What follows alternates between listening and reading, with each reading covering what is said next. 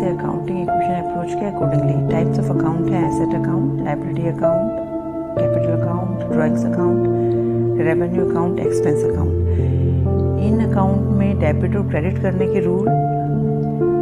Asset account है तो asset account का बढ़ना डेबिट होता है, एसेट अकाउंट का कम होना, you can say asset purchase कर रहे हैं तो डेबिट कर दीजिए, एसेट बेच रहे हैं, एसेट कम हो रही है, डेप्रिशिएट हो रही है तो क्रेडिट कर दीजिए।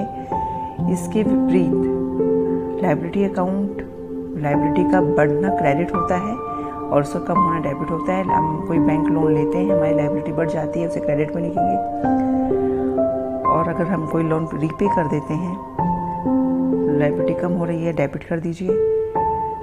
जैसे लायबिलिटी अकाउंट का डेबिट और क्रेडिट का रूल है, सिमिलर वे में कैपिटल अकाउंट का है। कैपिटल का बढ़ना क्रेडिट होता है और कैपिटल का कम होना डेबिट होता है।